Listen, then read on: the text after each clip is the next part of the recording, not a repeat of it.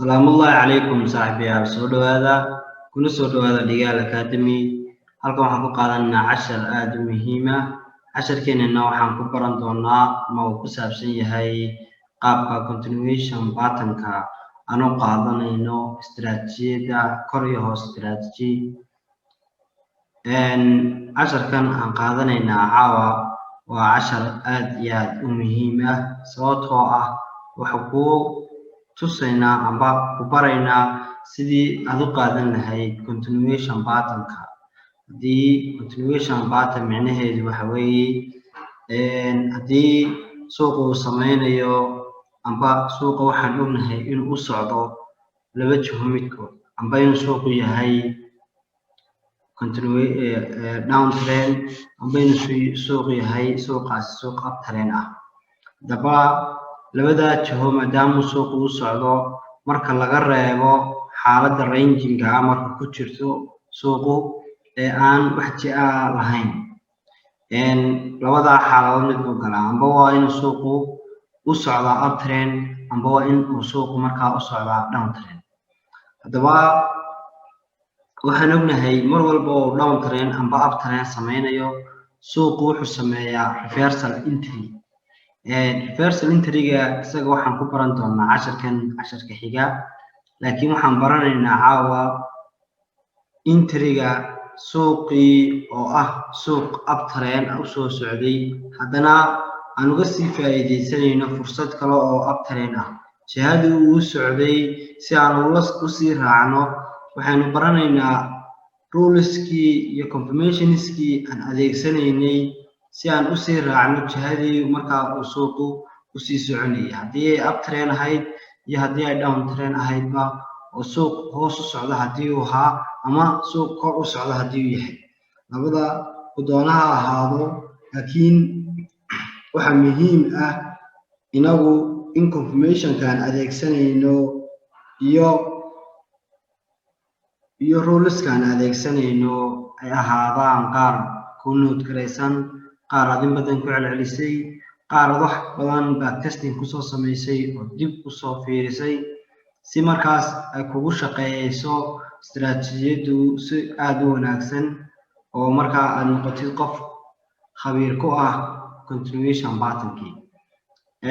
Ogow system walba iyo nidaam walba istiraatiijiyad walba aad baranaysid haddii aanad waqti gelin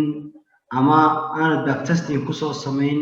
way kugu adkaan doontaa inaad si fiican u fahantid aqoontii lagu barayay. Marka muhiim waxa ah aqoonta number one in aad u daawataan casharada si serious ah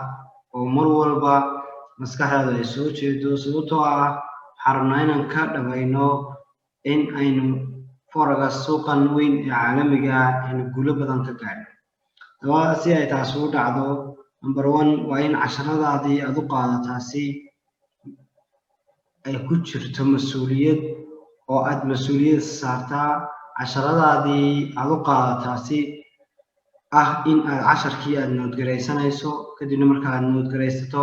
kadibna casharkii marka labaad haddana aad daawanaysid, haddana mar saddexaad aad daawanaysid, marka afraad kadibna aad casharkii markaas aad ku samayn kartid dib u baadhis amba backtesting aad ku samayn kartid. Marka waxaa kuu fududaanaysaa in wixii amba istiraatiijiyadii lagu barayay amba aqoontii lagu barayay aad noqotid qof wixii arkay lana baray kuna sameeyey baadhitaan soona ogaaday inay yihiin wixii wax shaqaynaya oo kuna ganacsan karto kabitaalkaaga inaad ku aamini karto. Marka muhiim waxa ah in aad mar walba casharada daawanaysid amba fiidiyowyada amba ha noqdaan Zoom ka baxaya Dhigaal Academy in aad ahaatid qof soo jeeda oo raba in uu xaqiijiyo waxyaabo badan oo ku hamiyayo in uu suuqa forex ka gaadho dhaqaalo badanna inuu ka sameeyo rabo. Haddaba intaa markaan ka nimaadno waxaan iska bilaabanaynaa casharkeenii ahaa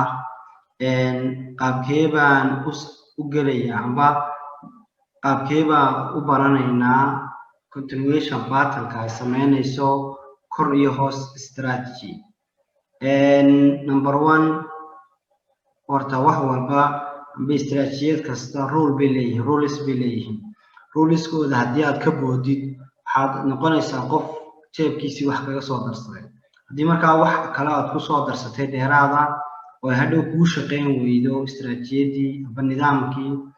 in markaa aad adigu qalad ka leedahay. taas waa in aad adigu qalad ka leedahay. haddii markaa aad ahaatid qof ruleskii iyo nidaamkii iyo sharciyadii istiraatiijiyadu aad lahayd aad ilaashatidna, waxaad ogaanaysaa markaa in aad consistency amba si joogta ah aad u sameynaysid faa'iido joogta ah. haddaba qodobka koowaad haddii aan isla eegno, number 1 waa inaad haysataa dhaqaaq. qodobkeena koowaad wuxuu leeyahay istiraatiijiyadda kor iyo hoos strategy. number 1 waa inaad haysataa dhaqaaq, yacni waa inaad haysataa suuq impulsive u socda, yacni jiho u socda, jihadu u socda amba down trend ha ahaato amba up trend ha ahaato. laakiin qodobkeena koowaad wuxuu inoo sheegayaa in aan haysanayno amba aan helayno number 1 suuq jiho u socda oo dhaqaaq sameynaya, impulsive suuq sameynaya. haddaba qodobkan waxaa ku hoos jira 3 qodob oo qaababka ay u kala baxaan dhaqaaqa naftirkiisa aan rabno inaan helno ayaaba u kala baxaya dhowr nooc. waxaan ku baranaynaa qodobada isaga ku hoos jira qodobka koowaad ee ah dhaqaaq, ayaan kusii baranaynaa dhaqaaqyadu nooca ay u kala baxaan iyo dhaqaaqa aan ka adeegsanayno. qodobka ku xiga markaa isagu wuxuu noqonayaa waa inaad haysataa continuation pattern, yacni pattern kuu caddaynaya in uu suuqii sii socosho sameynayo, wax kuu caddaynaya amba calaamad ku tusaysa in uu suuqii sameynayo sii socosho, oo suuqii aanu kala wareeg sameynayn laakiin jihadii uu u sii soconayo. ayaa qodobkeena labaad wuxuu markaa inaan siinayaa in aad heshid continuation pattern, wax kuu caddaynaya confirmation kuu ah in aad heshid in lasii soconayo, oo haddii uptrend loo socday weli loo sii soconayo jiha kor ah, haddii jiho sel ah loo soo socdayna weli loo sii soconayo jiho markaas hoos ah. labadaa qodobkan labaad isagana waxaa ku hoos jira continuation patternku muxuu yahay, qodobada ka kooban yahay isaga laftirkiisa. continuation patternkan ayaa qodobo ka kooban, qodobadu ka kooban yahay laftirkooda waan isla baranaynaa, iyo ruleska ah in loo ilaaliyo continuation patternka, ruleska ah inaan u ilaalino continuation patternka isagana si fiican baan iskula baranaynaa. haddaba marka intaa ka imaado waxaan gudagelaynaa sawirid aan idinku tusayo qaabka ugu wanaagsan ee markaas continuation patternki aad u adeegsanaysid. continuation patternku waxa weeyaan muhiim uu yahay, sababtoo ah haddii aan continuation pattern aqoon oo aad reversal pattern keliya taqaanid, suuqu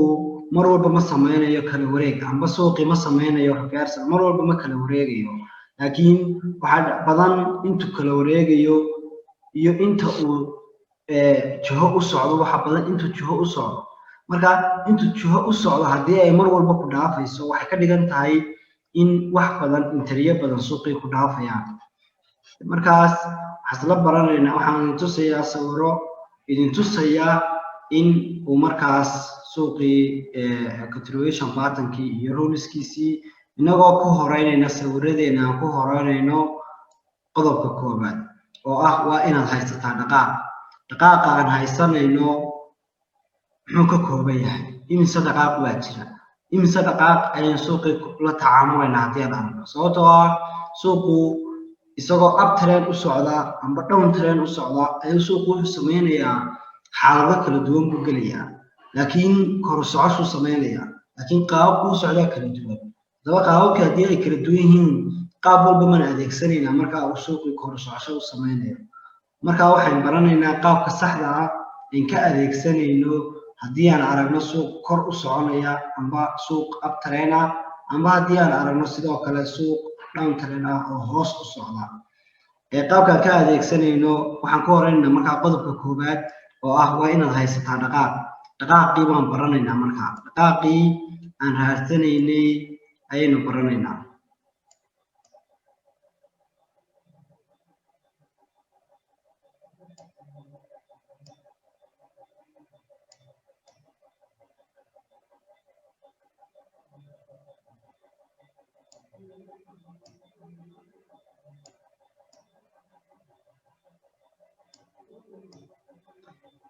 xaggan waxaa inooga muuqdaa haddii aan ku horeyno qaabka u horeeya ee ah candleskan greenka ah ee kor u socda. haddii aan kan ku horeyno waxay ka dhigan yihiin candleskani suuq kor u socosho sameynaya. kan labaad isaga laftirkiisu waxaan arkaynaa inuu suuqii isaguna u socdo jiho markaas uptrend ah. kan saddexaad laftirkeedu waxaan arkaynaa inuu u socdo isaga laftirkiisii jiho kale oo markaas kor u socosho ah. haddaba maadaamaan helayna mar walba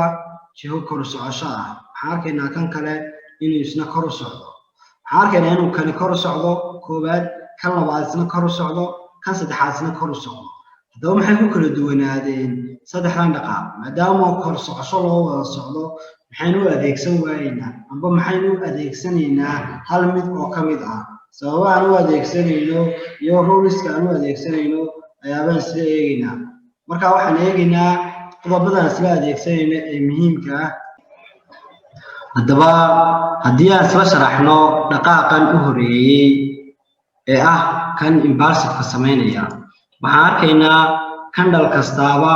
inuu soo jebinayo candlekii ka horeeyey, candle kastaaba inuu soo dhaafayo candlekii ka horeeyey, oo candleskii sameynayaan candles week buuxa oo impulsive ku socda. maadaama candleskan arkayno candle kastaaba candlekii kale soo jebinayo, u sameynayana kor socoshada sameynaya, haddii amba sameynaya hoos u socoshada. mar walba waxaa muhiim ah markaynu impulsive adeegsanayno inaynu impulsive kaloo kala adeegsano. sababta impulsive kaloo adeegsanna waxa weeye waxaan arkayna in suuqii momentum badan leeyahay, in loo socdo jiho uptrend ah oo awood loogu socdo arkayna. sababtoo ah candle kasta markuu xidhmo wuxuu xidhmayaa isaga oo buuxa dhammaystiranna. haddii marka aan taa aragno waxay ka dhigan tahay dhaqaaqani waa dhaqaaqii aan adeegsanaynay una isticmaalaynay istiraatiijiyadda kor iyo hoos. dhaqaaqan markaan aragno waa dhaqaaqaan adeegsanayno aanan u isticmaalayno istiraatiijiyadda kor iyo hoos. haddii aan aragno sababtoo ah waxaan arkaynaa in lagu socdo awood lagu socdo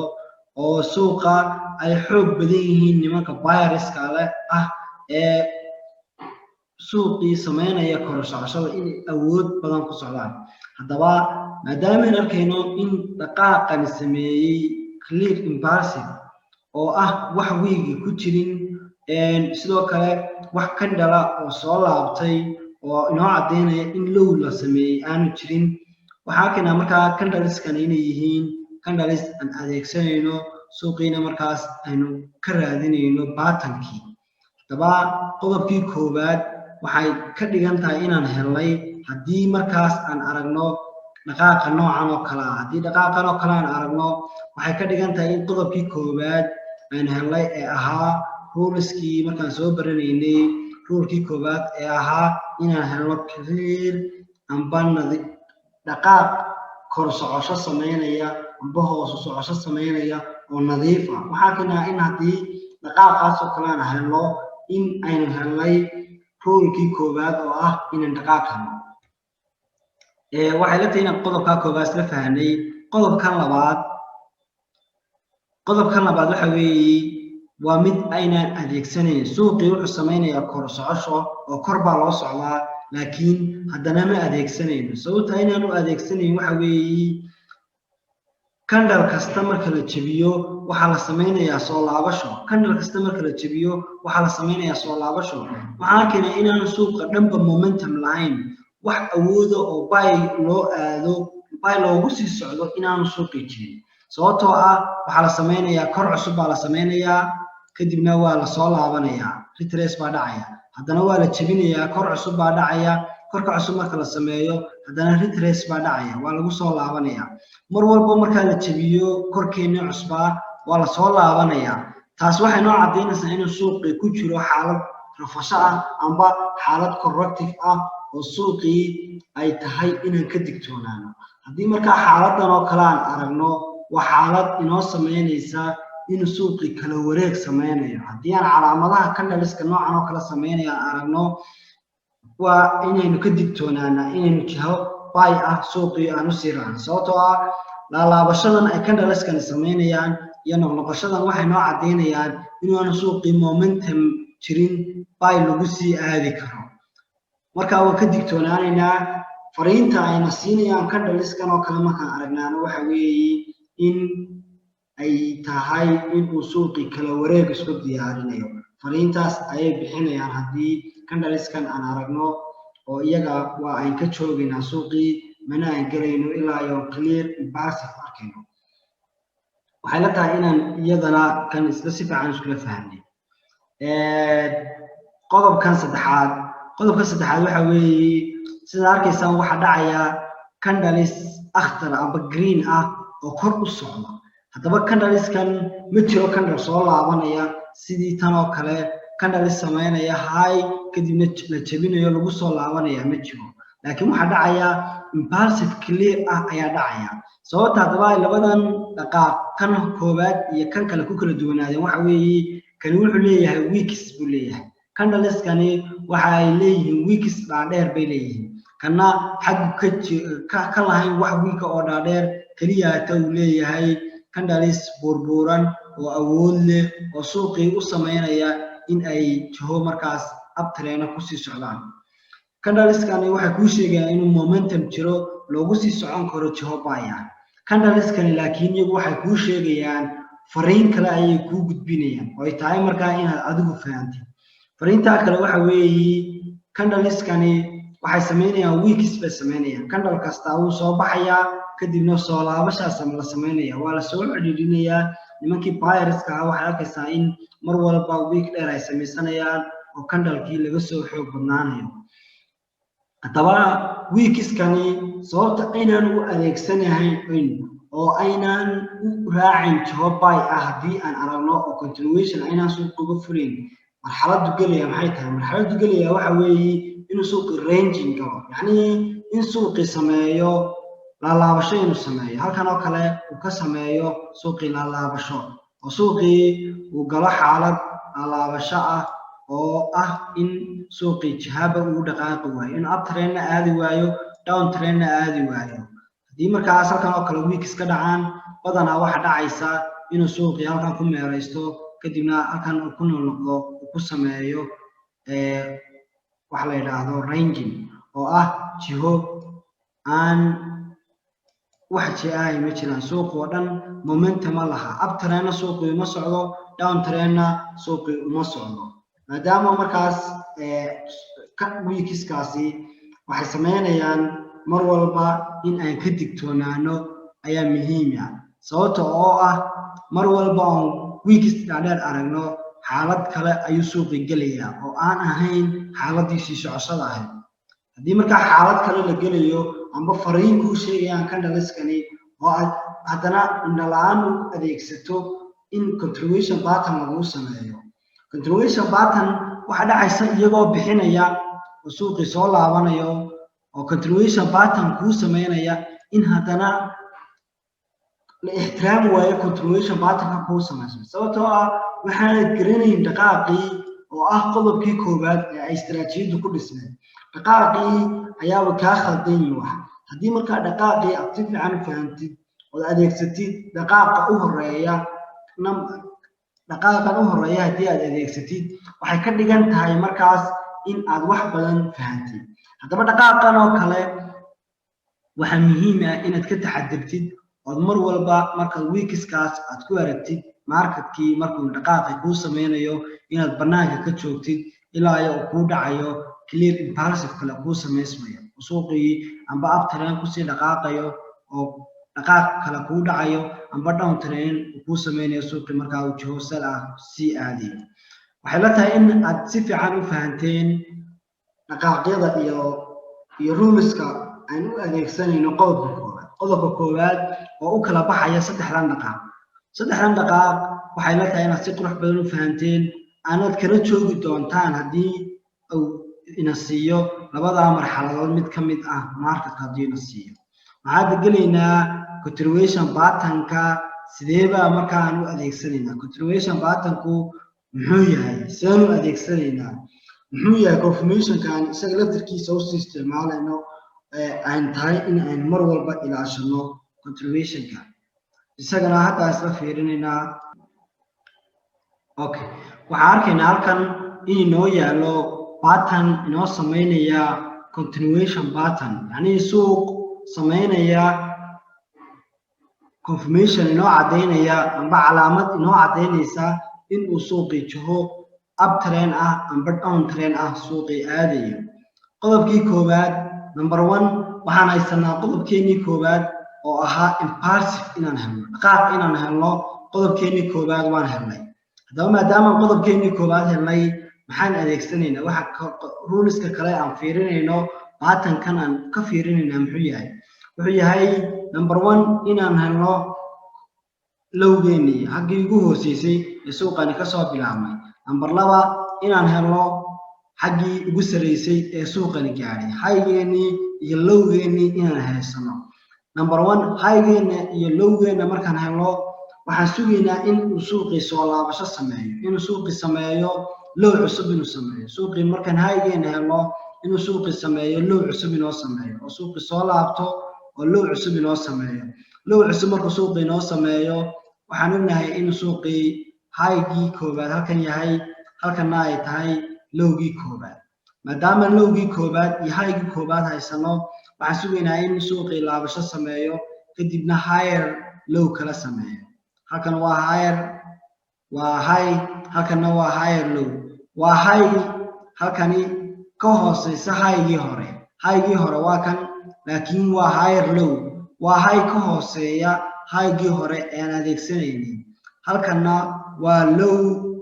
inoo cadeynaya inuu suuqii low samaysmay. maadaama haddaba aan higherkan helnay, higherkan isagana ma aqbalayno ilaa iyo uu soo jabiyo lowgeenii hore. lowgeenii hore oo kan ahaa ilaa la soo jabiyo ma aqbalayno. lowgeenan marka la soo jabiyo ee break out lagu soo sameeyo ayaa waxaan u aqoonsanaynaa inuu noo samaysmay new lower low. lower low cusub inuu samaysmay. lowgii hore waa kan, laakiin lowgan low ka hooseeya inaan helno ayaaba muhiim ah mar walba patternkan isticmaalayno. ruulka kale waxa weeye aan ilaashanaynaa haygan labaadi markuu soo laabanayo waxa isagana ruleskiisa muhiim ah inaad iska fiiriso oo ilaashatid. haygani soo laabtay miyuu jabiya haygaagii hore? haddii haygaagii hore uu haygan soo laabtay jabiyo waxay ka dhigan tahay in continuation patternkii markaas ay wax iska bedeleen. pattern aad adeegsan karto amba calaamad aad adeegsan kartana aanay ahayn nashqadani. haddaba markaad heshid hay aad heshid, lowgaagii kale aad heshid, haddana higher low aad heshid, hay kale oo ka hooseeya haygaagii hore aad heshid, waxaad sugaysaa in uu suuqii kuu sameeyo low cusub. lowga cusub uu kuu sameynayo isagana ma aqbalaysid ilaa iyo la soo jabiyo lowgaagii hore. lowgaagii hore oo kan ahaa ilaa la soo jabiyo ma aqbalaysid. waxaad sugaysaa marka in lowgaagii hore la soo jabiyo. lowgaagii hore marka la soo jabiyo kadib waxaad odhanaysaa markaas waxaad haysataa lowgaagii hore iyo lower low, new lower low oo kale. low kale oo ka hooseeya lowgii hore aad haysatay ayaabaad heshay. xaggana waxaad ka haysataa hay kale oo ka hooseeya haygii aad hore u haysatay. haddaba haygan labaad haddii uu jabiyo haygii hore waxay ka dhigan tahay in markaa patternki ay wax iska bedeleen, suuquna aanu continuationkii aad u sugaysay ay wax iska bedeleen. oo ay tahay inaad mar labaad dib u sugto impulsive kale inuu kuu dhacayo kadibna si aad continuation patternka u sii adeegsatid. haddaba haddii haygani isagu aanu jabin uu soo laabto maxay tahay ruulka kale aad fiirinaysaa? ruulka kale aad fiirinaysaa waxa weeye lowgan soo laabanaya inuu jabiyo lowgii hore halkan ku yaalay. lowgii hore in la jabiyo ayaad fiirinaysaa. marka la soo jabiyo lowgaagii hore kadib waxaad leedahay patternkaygii wuu ii dhamaystirmay continuation patternka ahaa. number 1 waxaan haystaa dhaqaaq impulsive clear ayaad haysataa. number 2 waxaad heshay haygaagii u sareeyay iyo lowgaagii u sareeyay. number 3 waxaad heshay low baad heshay cusub inuu suuqa kuu sameeyey oo lowgii hore low ka cusub inuu kuu sameeyey, low ka dambeeyey inuu jiro oo halkani. haddaba lowga markaad heshid waxaad sugaysaa inuu higher low kale kuu sameeyo oo haygan ka hooseeyo haygii hore. haygan aad adeegsanaysaa waa inuu ka hooseeyaa haygii hore haygaagii hore waa kan haygan kalena waa kan maadaama labadan hay haddaba kala hooseeyaan oo aanu jebin haygaagii hore waxaad leedahay waxa isdhamaystiray marka intaa xaaladaadu marayso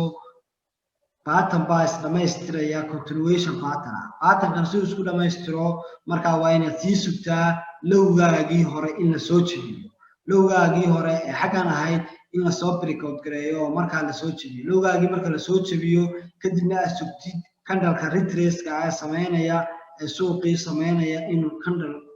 candle soo laabto candleka markaad heshid inuu soo laabtay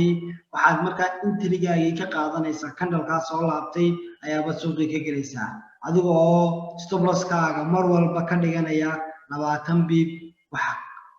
ka badan aan isticmaalayn stop loss-kaagu mar walba waa 20 bib ka badan stop loss ma isticmaalaysid istiraatiijiyadan aan isticmaalayno mar walba waxa muhiim ah istiraatiijiyadan isticmaalayno inaad 20 bib oo stop loss ah aad adeegsatid haddii markaa stop loss-kaagu uu ka bato 20 bib waxay ka dhigan tahay in aad weli ruleski istiraatiijiyada aan si fiican fahmin stop loss-ka waxaad dhiganaysaa 20 bib ilaa iyo waxaad dhiganaysaa 15 bib 15 bib waad ka dhigan kartaa stop loss 20 bibna stop loss waad ka dhigan kartaa stop loss-ka ugu badan ee isticmaalaysaa waa inuu ahaado 20 bib 20 bib inuu stop loss-ka ugu badan ee isticmaalaysaa ahaa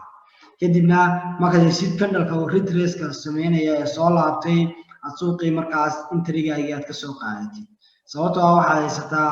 confirmation-kii ama ruleskii oo dhammaystiran marka aad adeegsanaysid istiraatiijiyada kor iyo hoos strategy continuation pattern-keeda markaad adeegsanaysid haddaba haddii aan isla haddana fiirino pattern-kan maadaama aan si fiican iskula soo aragnay pattern-kii ahaa uptrend-ka amba suuqii u socday kor maadaama aan isla soo aragnay qaabka uu samaysmayo waa inaan markaas tagana isla fiirinaa qaabka uu samaysmayo lower-ka marka suuqu uu socdo suuq u socda jiho sell ah amba jiho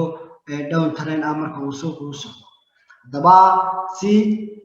aynu markaa istiraatiijiyada si qoto dheer iskula fahanno number 1 waa inaad ruleskaaga aad qortaa ruleskaaga waxa weeye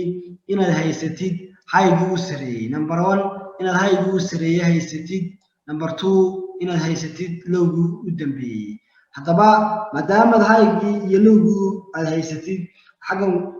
waxa weeye waa inaad ka heshid clear imbalance dhaqaaq candles buuxa oo u socda jiho sell ah waa inaad heshid candles buuxa oo u socda jiho sell ah waa inaad haysatid qodobka kale wuxuu noqonayaa inaad haysatid high iyo low inaad haysatid xaggaagii suuqa u sareysay oo xaggan ahayd iyo inaad heshid xaggii suuqa ugu hooseysay oo halkan ah haddaba markaad labadaa heshid waxaad sugaysaa markaa inuu samaysmo continuation pattern inuu samaysmo pattern kuu caddaynaya inuu suuqii soo laabasho sameynaya markaa waa inaad haddana sii raadisid pattern-kan waa in lasoo laabtaa suuqii markaa sameeya retrace soo sameeya soo laabasho inuu suuqii sameeyo kadibna suuq markuu la soo laabasho sameeyo waa in haddana mar labaad lasoo laabtaa marka labaad lasoo laabtay maxaa lagu sameeyey waxaa lagu sameeyey hay cusub baa lagu sameeyey sababtoo ah suuqu wuxuu sameeyey intuu kor u laabtay ayuu haddana soo laabtay maadaama kor intuu aaday haddana soo laabtay number 1 waxaad haysataa hay baad haysataa haygaagii u horeeyey ee suuqa markaa isticmaalaysid continuation pattern-ka haygaagii koowaad ayaad haysataa maadaama haygaagii koowaad haysato waxaad sugaysaa inuu suuqi sameeyo lowgan low ka hooseeya oo aan ahayn inuu soo jebiyo lowgaagii hore lowgani markuu soo laabto waa inuu halkaa ka laabtaa meelaha dhexe waa inuu ka laabtaa waa inaanu jebin lowgaagii u hooseeyey ee ahaa halkan ku yaalay waa inaanu jebin raylinkaagan haddii raylinkaagan markaa uu jebiyo usaan u soo jebiyo waxay ka dhigan tahay continuation pattern-kii markaa waxba iska bedelay haddaba markaad haygii koowaad heshid halkan aad ka heshid lowgii koowaad aad hay iyo low haysatid waxaad sugaysaa inuu suuqii kuu sameeyo lower low inuu kuu sameeyo low cusub inuu kuu sameeyo lowgii cusub markaad heshid suuqii low cusub kuu sameeyo kadibna waxaad sugaysaa in haygaagii hore ee halkan kuu yaalay in la jabiyo haygaagan in la jabiyo ayaa sugaysaa haygaagan marka sidaa loo jabiyo waxaad arkaysaa markaa inuu samaysmay continuation pattern dhammaystiran oo ah lowgaagii hore iyo lowgii ka hooseeyey haygaagii hore iyo haygii ka hooseeyey daba ruleska waxa weeye lowgan iyo higherkan aad u xisaabsamaysid haygan afwan muhiimadda aad u xisaabsamaysaa waxa weeye in uu suuqii kuu sameeyo jiho markaas seller oo suuqii jiho seller aad u siraacaysid haddaba lowgaagani waa inaanu jabin lowgan soo laabanaya waa inaanu jabin lowgaagii hore haygan soo laabtayna ee halkan ku soo laabtay waa inuu isna jabiyaa markuu laabanayo haygaagii hore kan waa in la jabiyaa markaa oo loo jabiyaa jiho uptrend marka la jabiyo waxaad leedahay waxaan haystaa higher high iyo high baan haystaa waxaan haystaa higher haygaygan high ka sareeya ayaan haystaa xaggan waxaan ku haystaa lowgaygii low ka hooseeya ayaan haystaa markaad labada low isku soo heshid waxaad leedahay iyo labada high waxaad sugaysaa candle retrace sameynaya oo galvin ah oo candle buuxa ah inuu kuu soo laabto haddaba hadduu kuu soo laabto candle week dheer samaystay oo laakiin kuu caddaynayo inuu candle cas yahay oo amba jaasala u socda yahay ma gelaysa sababtoo ah suuqii haddii week dheer la samaystay waxay ka dhigan tahay in meeshii nimankii sellerska ahaa weli laga awood badan yahay suuq waxaa laga yaabaa inuu sii socdo kadibna markaas meelaha uu kaa siiyo low adigoo isla halkan buu low kaa siinaya marka waxa weeye in aad sugtid inta uu ku siinayo suuqu candle buuxa oo wiigiisa iyo bodigiisa uu badan yahay bodigiisu markaad candleka halkaa ka heshid waxaad soo gelaysaa markaa suuqii ayaad waxaad usoo gelaysaa jiho markaa down trend ah ayaaba suuqa usoo raacaysaa markaad usoo raacdo stop losskaaga waxaan ku yidhi stop losskaaga waxaad ka dhiganaysaa 20 bib ilaa 15 bib stop losskaaga ka dhiganaysaa intaa markaad kasoo dhigatid kadib waxaad sii deysanaysaa markaa tradekaagii ayaa sii deysanaysaa waxaanan baran doonaa oo aad u muhiim ah iyadana inaan barano in aan isla baranayno casharka ku xiga casharka reversalka casharka inooga dambeeya noqon doono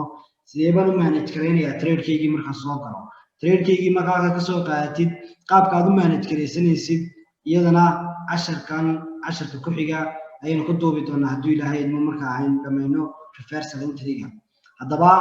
maadaama oo ay ila tahay inaad fahanteen continuation patternku iyo qaabka uu samaysmayo waxay la tahay inaad si fiican u fahanteen waxaan tusayaa sawiro kale oo caddeynaya in ay higherkii iyo lowerkii ay si fasaxa idiin sii tusayo iyadoo oo aan adeegsanayno ruleskii istiraatiijiyadda amba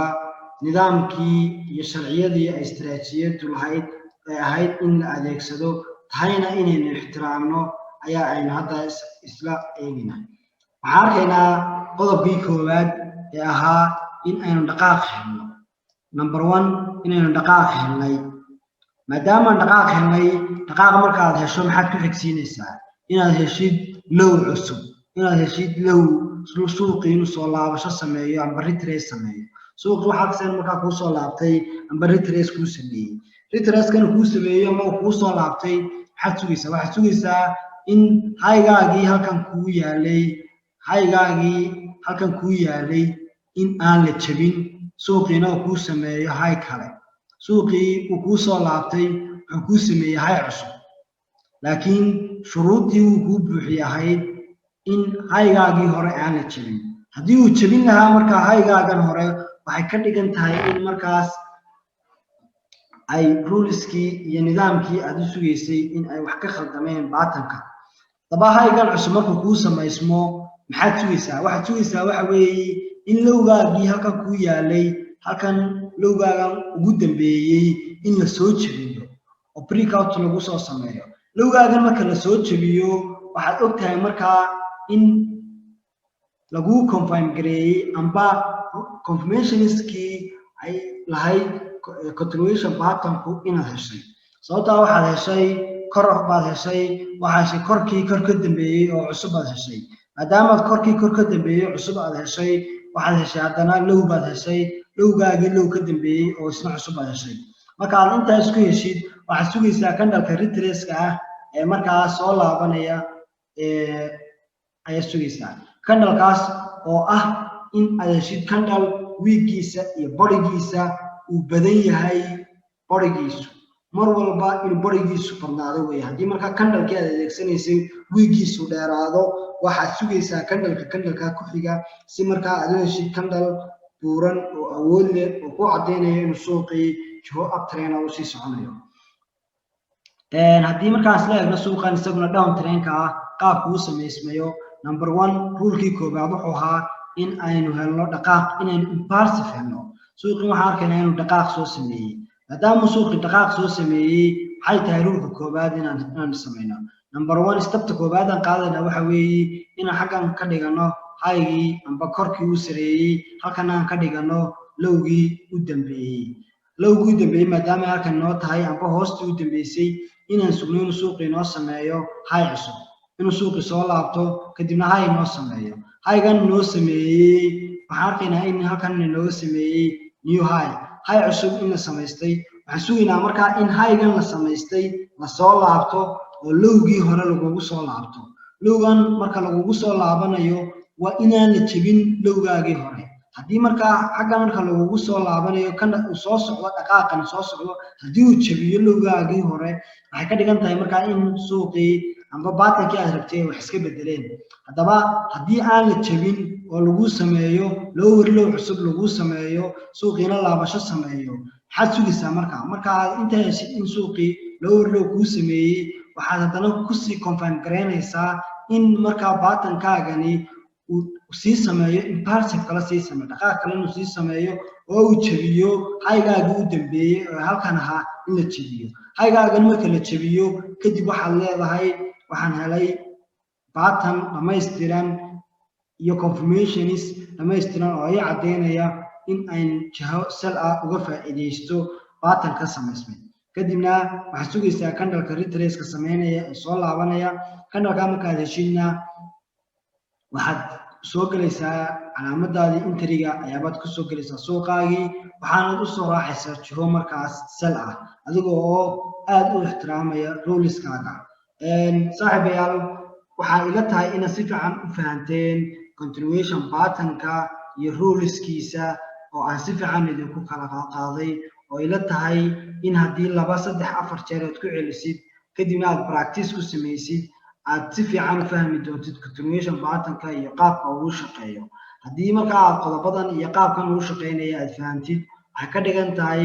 in aad si fiican u fahantay continuation patternka iyo qaabkaan u adeegsanayno istiraatiijiyada kor iyo hoos strategy waxaan ku xigsiin doonaa casharka oo ah continuation patternka sidee buu markaa waxaan aragnay isagoo sawirayaan hadda baranay casharka ku xiga waxaan ku baran doonaa isaga oo markaa aan chartiskii ka raadinayno chartiskii inagoo ka raadsanayna impulsivekii oo weekkiisu aanay yar yihiin number 2 in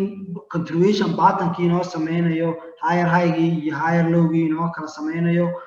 qaabkaas ayaynu uga raadsan doonaa chartiskii oo waxaynu isla eegi doonaa chartiska iyo qaabka u sameynayaan continuation patternku waxaan ku salaamayaa saaxiibayaal assalaamu calaykum insha Allah zoomka casharka ku xiga ayaynu insha Allah ku kulmi doonaa assalaamu calaykum